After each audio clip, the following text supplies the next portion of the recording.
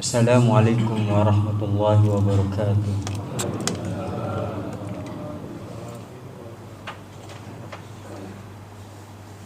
Allahu Akbar, Allahu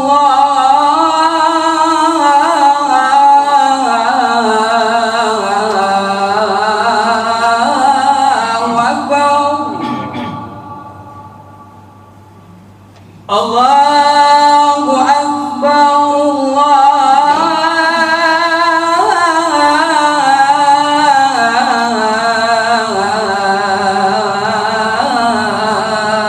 Akbar. Asyhadu an la ilaha illallah.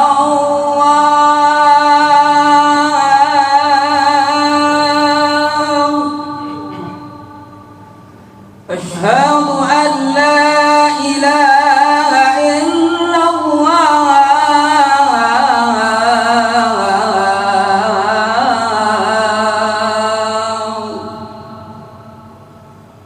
Asyhadu anna Muhammadar Rasulullah.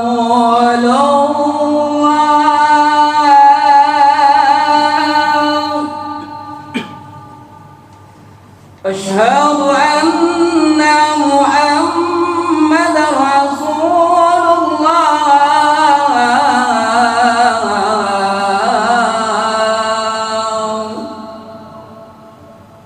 Hayya 'alas shalah.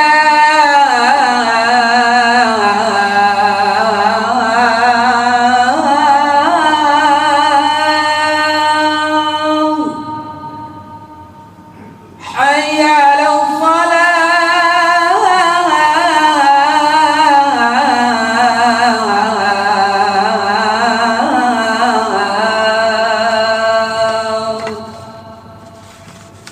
Hayya 'alal falah.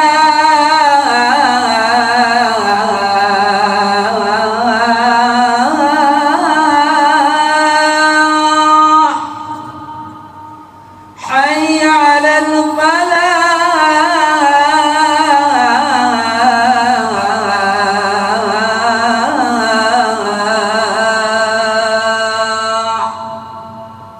Allahu Akbar,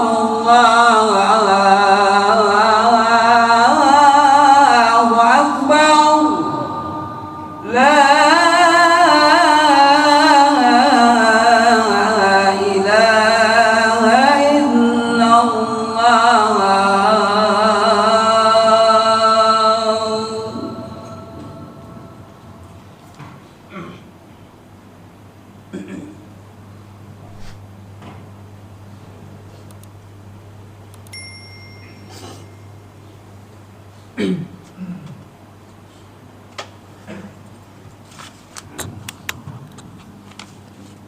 Alhamdulillah, alhamdulillahil wahidil qahhar wa azizil jabbar mukawwiril laili 'alan nahar tazkiratan liqulubi wal absar.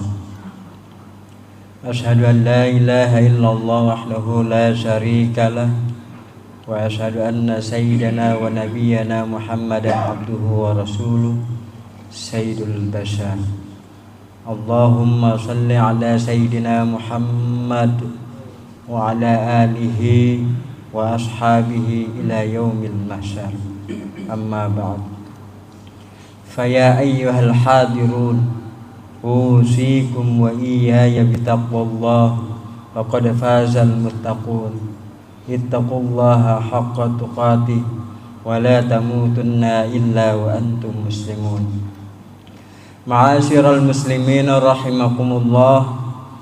Pada kesempatan yang mulia ini, khatib mengingatkan diri khatib sendiri, umumnya untuk jamaah sekalian, mari kita berupaya meningkatkan keimanan dan ketakwaan kita kepada Allah Subhanahu wa taala. Takwa yang sesungguhnya menjalankan perintah Allah Subhanahu wa taala, menjauhi apa yang dilarang oleh Allah Subhanahu wa taala. Mudah-mudahan dengan ketakwaan yang ada di dalam diri kita, insya Allah dimuliakan oleh Allah Subhanahu wa ta'ala. Kemuliaan seseorang bukan terletak pada pangkat jabatan, bukan karena harta. Kalau pangkat jabatan kemungkinan besar Fir'aun dimuliakan oleh Allah Subhanahu wa ta'ala. Kalau harta kemungkinan besar Qarun dimuliakan oleh Allah Subhanahu wa ta'ala. Kemuliaan seseorang itu terletak pada ketakwaan kita kepada Allah Subhanahu wa ta'ala. Sebagaimana firman Allah Subhanahu wa ta'ala yang berbunyi, Bismillahirrahmanirrahim, inna akramakum indallahi atqakum. Sesungguhnya kemuliaan di antara kalian di sisi Allah Subhanahu wa ta'ala yaitu orang yang bertakwa di antara kalian. Ma'asyiral muslimin rahimakumullah. Ada 4 nasihat yang diutarakan oleh Hatim Asham, yaitu mengenai masalah di dalam kitab Nasaihul Ibad karya Syekh Nawawi Al-Bantani pada maqalah yang ke-24. Bismillahirrahmanirrahim. An Hatimil Asham rahmatullah alaihi annahu qala man idda'a arba'atan bila arba'atin bada'wahu kazibatun. Kata beliau mengatakan, barang siapa mengakui 4 hal tanpa ada 4 lainnya, maka pengakuan tersebut adalah dusta, bohong. Yang pertama kata beliau, manidda'a hubballah walam yantahi an majarimillahi ta'ala bada'wahu kazibun. Barang siapa yang mengakui cinta kepada Allah Subhanahu wa ta'ala namun tidak meninggalkan dosa-dosa kepada Allah, maka pengakuan tersebut adalah bohong atau dusta. Kita cinta kepada Allah, tapi di dalam diri kita masih ada kotor-kotoran dosa yang belum taubat kepada Allah Subhanahu wa ta'ala. Contoh kecil, ketika kita rajin beribadah kepada Allah Subhanahu wa ta'ala, sholat rajin, puasa rajin, tapi kita tetap melaksanakan dosa-dosa yang kita perbuat. Dosa banyak sekali, yaitu dosa lisan, yaitu berbohong, kemudian makan rezeki yang haram, kemudian zina. Ini yang harus kita tinggalkan. Kalau kita mengakui bahwa kita cinta kepada Allah Subhanahu wa ta'ala, insya Allah Allah pun akan mencintai kita. Makanya tadi dikatakan takwa. Dalam prinsip dalam kehidupan kita itu adalah menjalankan perintah Allah, menjauhi apa yang dilarang oleh Allah Subhanahu wa ta'ala. Yang harus kita tinggalkan satu saja dalam kehidupan kita. Kalau misalkan berat untuk melangkah melakukannya, riyadhah, ya, riyadhah, mencoba perlahan-lahan agar kita terbiasa. Apa diantaranya? Makan rezeki yang haram. Apakah kita terbayang bagaimana ketika kita makan rezeki yang haram, anak kita, cucu kita nanti? Makanya kalau kita ingin mengetahui keberkahan seseorang itu, bukan terletak ketika ia memiliki jabatan. Oke, ketika dia memiliki sebuah jabatan, dia kaya raya, namun ketika ia pensiun, apakah ia bertahan dengan hartanya? Jika ia turun hartanya, bangkrut hartanya, maka disitulah kita bisa memberi kesimpulan ada hal-hal rezeki yang ia makan dengan cara haram. Ma'asyiral muslimin rahimakumullah. Ada lagi ketika kita berangkat pagi, kemudian absen, bolos. Ini kan salah satu rezeki yang kita katakan haram juga. Kenapa? Karena tidak jujur. Kalau kita jujur, insya Allah hidup kita berkah. Itu yang harus kita hindari. Berawal hal yang sepele, kemudian terbiasa dalam kehidupan, biasakan saja, biarkan saja. Ini yang harus kita hindarkan. Ma'asyiral muslimin rahimakumullah. Tidak sampai di situ. Ketika kita memakan rezeki yang haram, satu doa kita tidak akan pernah dikabulkan oleh Allah Subhanahu wa ta'ala. Sebagaimana saya katakan di dalam kitab Sirah Nabawiyah, ada salah satu sahabat Nabi Musa alaihi salam, dia berdoa agar hajatnya dikabulkan oleh Allah, namun dia berdoa kepada Allah dalam keadaan menangis sejadi-jadinya, sehingga Nabi Musa alaihissalam melihatnya. Ya Rabb, kenapa engkau tidak mengabulkan doa sahabatku ini? Lantas Allah menjawab, wahai Musa, tahukah engkau bahwasanya sahabatmu itu di dalam perutnya ada rezeki yang haram sehingga terhalang doanya. Ma'asyiral muslimin rahimakumullah, doa menjadi terhalang. Makanya orang yang memakan rezeki yang haram, doanya tidak akan manjur karena terhalang gara-gara rezeki yang kita makan yang dengan cara yang haram.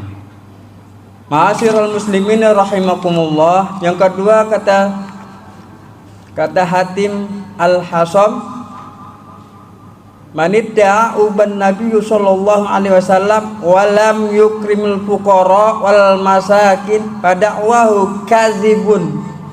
Barang siapa yang mengaku cinta kepada Allah Subhanahu wa taala namun tidak memuliakan fakir miskin, maka pengakuannya dusta. Ma'asyiral muslimin rahimakumullah, kita diingatkan di dalam surah Al-Maun. Bismillahirrahmanirrahim. Ara'aital ladzi yukazzibu biddin. Tahukah kamu orang-orang yang mendustakan agama? Fazalikal ladzi yad'ul yatim, maka yaitu orang-orang yang menghardik anak yatim. Ini salah satu tanda-tanda orang yang mendustakan agama.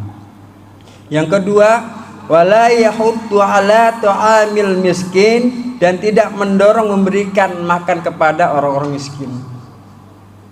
Terkadang kita hubungan kita kepada Allah Subhanahu wa taala oke, hablum minallah oke, tapi hablum minannasnya nihil. Rajin ibadah, rajin haji bolak-balik, umrah bolak-balik, tetangganya kelaparan, tetangganya sakit, boro-boro dilongok. Yang seharusnya seimbang antara hablum minallah wa hablum minannas, seimbang. Kalau kita melakukan sebuah atau mendapatkan sebuah musibah, kematian misalkan, tetangga kita juga akan memberikan kemana, akan dibalas. Iya. Kalau kita melakukan kebaikan, niscaya akan balik kepada kita. Tapi ketika kita melakukan sebuah keburukan, maka akan menanamkan kepada diri kita keburukan pula, kebalikan.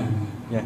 Oleh karena itu, selagi kita masih diberikan kesehatan oleh Allah Subhanahu wa taala untuk beribadah, dan kita jangan sampai kita tinggalkan hubungan kita kepada Allah dan hubungan kita kepada manusia. Ma'asyiral muslimin rahimakumullah. Oleh karena itu, yang pertama, kalau memang kita tanamkan cinta kita kepada Allah Subhanahu wa taala, mari kita jauhkan yang namanya larangan-larangan oleh Allah Subhanahu wa taala. Yang kedua, kalau kita cinta kepada Nabi dan Rasul, maka kita salah satunya betul-betul harus mengamalkan apa yang disampaikan oleh Rasul, mencintai fakir miskin, anak yatim. Apalagi ketika di malam Jumat tidak memperbanyak sholawat, maka ia berat untuk mengucapkan kalimat sholawat. Maka jangan berharap kita mendapatkan syafaatnya di yaumil qiyamah nanti. Barakallahu li wa lakum fil Qur'anil azim wa nafa'ani wa iyyakum bima fihi minal ayati wa dzikril hakim, innahu huwal ghafurur rahim.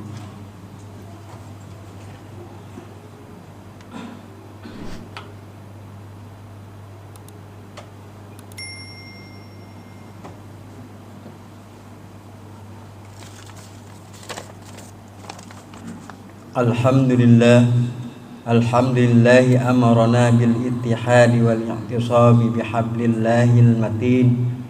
Ashhadu an la ilaha illallah wahdahu la syarikalah إياه نعبد وإياه نستعين وأشهد أن سيدنا ونبينا محمدا عبده ورسوله المبعوث رحمة للعالمين. اللهم صل وسلم وبارك على سيدنا محمد وعلى آله وأصحابه أجمعين. أما بعد، فيا عباد الله اتقوا الله ما استطعتم وسارعوا إلى مغفرة رب العالمين، واعلموا أن الله سبحانه وتعالى أمركم بأمر بدأ فيه بنفسه وثنى بملائكة المسبحة بقدسه، وقال تعالى في كتابه العظيم: أعوذ بالله من الشيطان الرجيم، إن الله وملائكته يصلون على النبي يا أيها الذين آمنوا صلوا عليه وسلموا تسليما. اللهم صل وسلم وبارك على سيدنا محمد سيد المرسلين وعلى آله وأصحابه وقرابته وأزواجه وذريته أجمعين، وارض اللهم على أربعة الخلفاء الراشدين سيدنا أبي بكر وعمر وعثمان وعلي، وعلى بقية الصحابة والتابعين وتابع التابعين ومن تبعهم بإحسان إلى يوم الدين، وعلينا معهم برحمتك يا أرحم الراحمين.